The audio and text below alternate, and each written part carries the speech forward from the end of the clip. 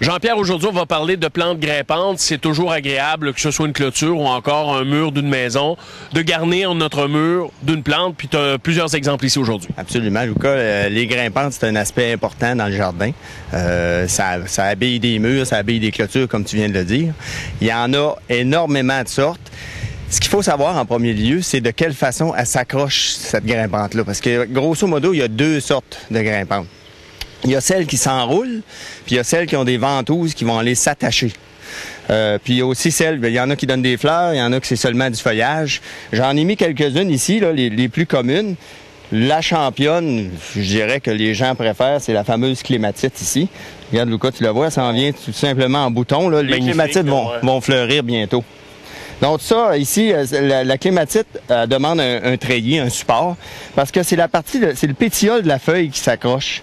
Donc elle s'enroule par cette partie ici, là, c'est ça qui va l'accrocher. Donc elle peut pas s'accrocher sur un mur de briques ou quoi que ce soit. Par contre, tu as des vignes comme ici, la vigne vierge derrière ici, là. Celle-là, c'est une vigne qui a des ventouses. On voit les petites tiges ici, là. Ouais, ça s'accroche, ça colle. C'est ça, c'est des ventouses, ça s'accroche. Ça peut même s'accrocher dans de la vitre, du vinyle ou de la brique. Il y en a énormément. Il y a la vigne vierge, il y a de la vigne de Boston. Il y a aussi, il y a beaucoup de gens qui aiment bien les fameuses wisteria. Puis depuis quelques années, on a développé au Québec des variétés qui sont plus rustiques, dont la fameuse Blue Moon que tu vois ici, là, qui va s'en venir en fleurs aussi bientôt. Parce que les wisteria, souvent, le problème, c'est que le plant est rustique, mais le bourgeon floral l'est pas. Ça fait qu'on a du feuillage, mais on n'a pas de fleurs. Donc cette variété-là, Blue Moon, c'est la fameuse wisteria qu'on retrouve souvent en Europe, là, sur les murs. C'est très beau. On peut mettre ça sur une pergola, puis c'est absolument magnifique. Exactement. Sur une pergola, là, ça va pendre, là, puis ça va être assez extraordinaire. Donc, il y a beaucoup de grimpantes. Une dernière que j'aime bien utiliser, tu sais, Lucas, on veut souvent cacher le fameux poteau d'Hydro-Québec oui, sur le bord de la maison. Ici, on a l'Aristolochia. Ça, c'est une vigne qui s'enroule, va faire des plus grosses feuilles.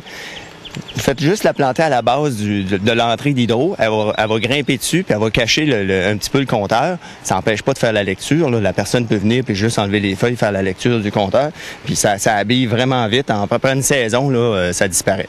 Jean-Pierre, des plantes grimpantes, c'est toujours agréable, mais les accrocher, il y a différentes techniques. Tu as des exemples ici à nous présenter. Oui, il y a différents treillis sur le marché. Il y a des treillis de bois, puis il y a aussi beaucoup de différents types de filets. Encore là, ça dépend de la grimpante. Faites-vous conseiller là, laquelle vous utilisez. Les plus communs, c'est les treillis de bois ou en vinyle comme tel. Les filets, c'est pour les grimpantes plus fines, comme par exemple pour une clématite, là, c'est celle-là que j'utiliserais. Beaucoup plus efficace parce que les filets sont plus petits. Les mailles ont environ 2 pouces par 1 pouce. Donc, c'est ce qui permet justement au pétiole de la feuille de s'enrouler comme il faut. Et ces filets-là, rapidement, on peut s'en servir aussi dans les jardins. On peut voir, il y a des exemples avec des légumes. Faire grimper les haricots grimpants ou du cocombe, par exemple. Jean-Pierre, merci beaucoup. Ça fait plaisir.